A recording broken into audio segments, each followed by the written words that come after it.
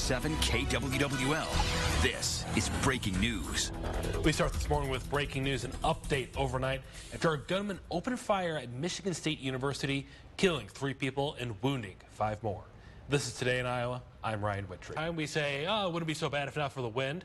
I think it would be bad even without the wind. Yeah, it would be. Temperatures right now, single digits with... Brandon, we're men of a certain age, mid-20s or so.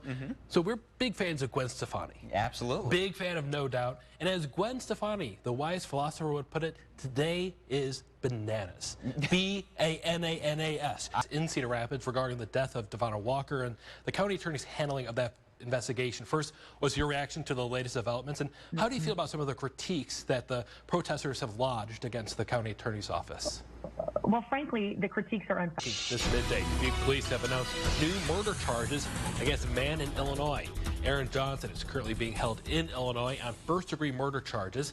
Officers say he shot Storm Track 7's Lily Cedardahl. She's in our storm chaser this morning, which at the moment is traveling in Cedar Rapids. You can see the snow piling up on the roadways there. Lily, what has driving been like so far this morning? Good morning. An important lesson. If you see a moose, just back up and give it the space that it wants. Well, let's check back in with Brandon Libby in the Weather Center. And Brandon, that is moose news you can use. Joining us now is Jessica Rucker from Main Street, Waterloo, talking about from wedding to wedding. Now, I just got married late last year, so I know how tough it is to find decor for weddings. And this event is hoping to help some people here in the Cedar Valley. In Iowa. I'm not the one who thinks I'm above the law. I'm the one that followed the law. I'm the only one. Right now, Today in Iowa, former President Donald Trump is defending himself after his historic arraignment in Miami, Florida. Plus, we have what you need to know as the Board of Regents considers raising tuition at all 3 of Iowa's public universities. And stay off that trail. We have the latest as officials at George Wythe State Park try to repair one of their most popular trails. Good morning, Iowa. I am Ryan Witry. It's beginning to be a warm one out there. Let's get a live look at those morning commutes. We're going to take a live look along I-80 in Coralville this morning. Not much doing out there this morning. The sun just beginning to peek up over the horizon. Let's check back in with Storm Track 7 meteorologist Brandon Libby. Brandon, not only are we expecting a return to those summer-like conditions, we're also expecting the return of some haze to our skies. It's going to be hot and hazy, but we're missing one H here throughout this forecast. That's the humidity. Not going to be as humid. So we'll take that, I guess, but send it back to you. All right, thank you, Brandon. We'll check back in with you in just a little bit. Demolition will continue today at the site of that collapsed apartment building in Davenport. The process is expected to take several weeks. 3 people were killed after that building came down late last month. A 4th lawsuit has been filed in response to that collapse. 4th Street Nutrition was destroyed in the collapse. The owners of that business are joining 4 of the building's tenants. They claim they've lost ashes of loved ones in the collapse. They're suing Andrew Wold, his company, the city of Davenport, and the city inspector. Governor Kim Reynolds is joining a multi-state push to fight a new rule on pork bought and sold in California. This comes after a Supreme Court ruling. That ruling upheld a California state law requiring pork products sold there to come from pigs whose mothers were raised with enough space to turn around and lie down. When they passed this law, they knew that there. A group of governors are supporting a bill that would prevent states like California from interfering with agricultural trade between states. The Board of Regents meets again today to consider raising tuition at Iowa's 3 public universities. The proposal would raise tuition for all students by 3.5%, would also increase tuition for out-of-state students at the University of Iowa, Iowa State University, and the University of Northern Iowa. The Board of Regents will also consider approving UNI's request to add a Department of Nursing and Public Health. That department would be a part of the College of Social and Behavioral Sciences. The department would not start taking students until 2024.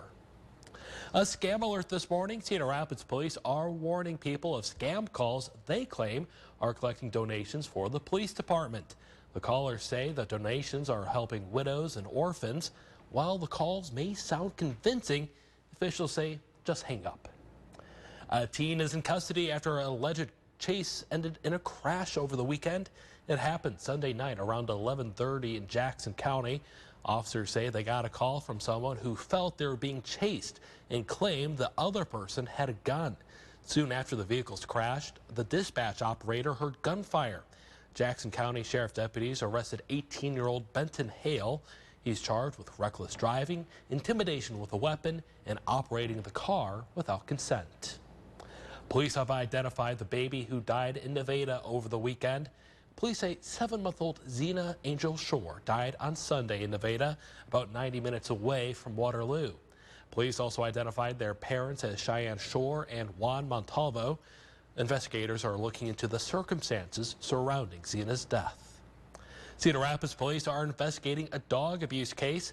This comes after an abandoned dog was found earlier this month. This is Amari.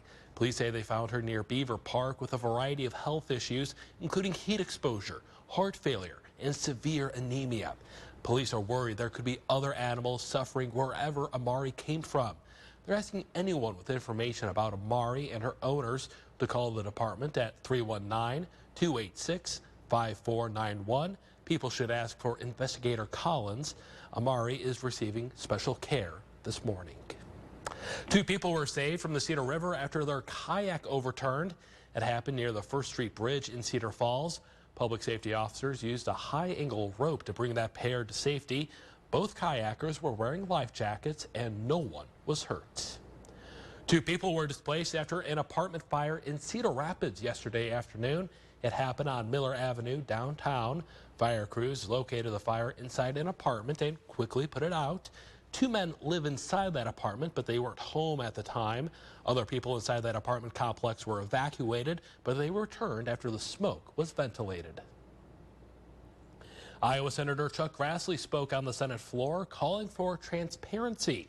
Senator Grassley spoke out about the House Oversight Committee's investigation into the Biden family. The committee subpoenaed records from the FBI that contained alleged conversations between the then vice president and his son Hunter. The GOP-led committee believes there is evidence of a bribe. The documents they were given had several redacted statements. Senator Grassley says the FBI is not following the same protocol that they used for the allegations surrounding former President Donald Trump.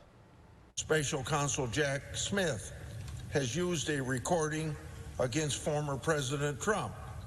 Well, what is that are apparently relevant to the high-stakes bribery scheme? The White House has been critical of the investigation, saying it's politically motivated and designed to hurt President Biden. Former President Trump is maintaining his innocence this morning. He pleaded not guilty to 37 federal charges. The case revolves around the alleged mishandling of highly classified U.S. military documents. Trump is now the first former U.S. president to face federal charges. Trump says the federal charges against him represent the, quote, most evil and heinous abuse of power in the history of our country. He made those remarks last night at a gathering of his supporters at his Bedminster Golf Club in New Jersey.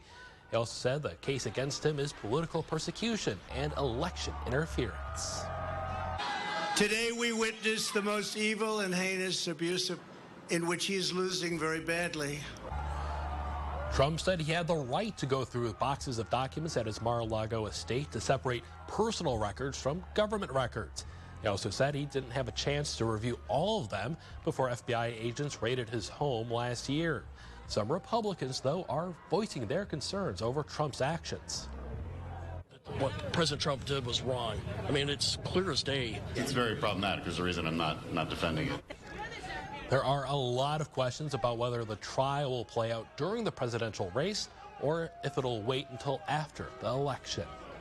Ohio Republican Senator J.D. Vance says he's going to put a hold on all Justice Department nominees.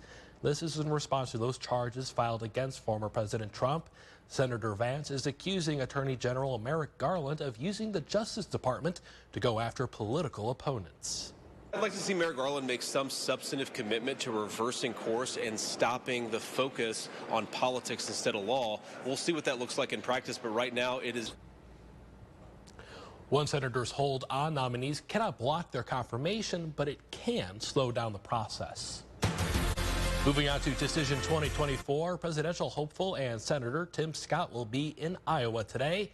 He's scheduled to host a town hall in Pella tonight. Doors open at 5:45. Coming up on Today in Iowa, we take another look back in time, 15 years ago when floods rampaged through eastern Iowa.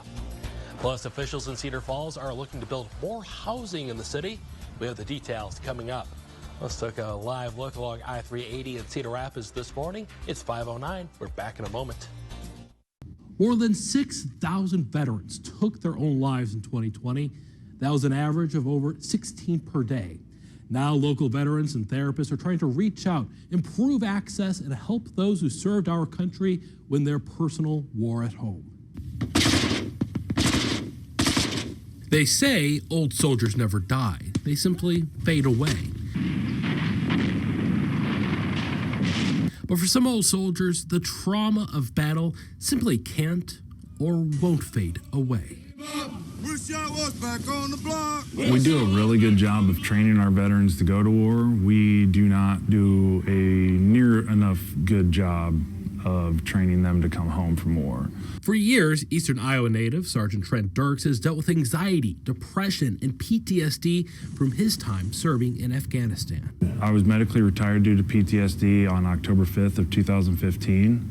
And on October 31st of 2015, I lost my second friend to suicide in about a year and a half. I didn't know what to do, where to turn to, where to go, but I looked at myself in the mirror and knew that if I didn't do something, that's the route I was going. In fact, Sergeant Dirk says he hit a low point, almost making a fatal decision until his life was saved by a close and faithful friend. I know. You're the star of the show. Don't worry about it. I remember driving down the road contemplating letting go of the wheel of my truck, and Tracer jumped up on the center console of my truck, started licking my face, sat down, put his paw in my hand, and when I looked over at him, he just stared me right in the eye and stared me in the soul and told me I needed to get help. But for Sergeant Dirks and veterans just like him, even getting that help isn't easy. The services provided in Iowa, a lot of it's remote, so trying to get access to the proper mental health care can be difficult at times.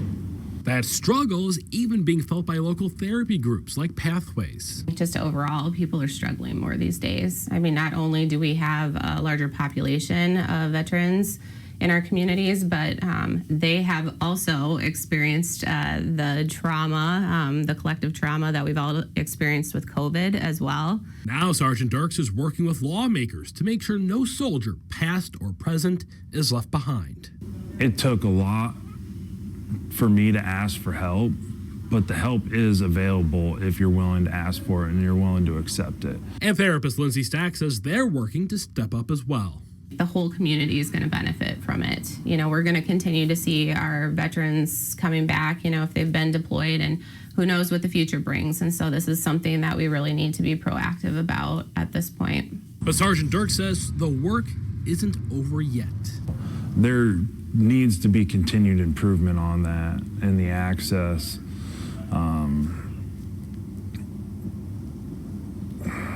It's getting better, I hope.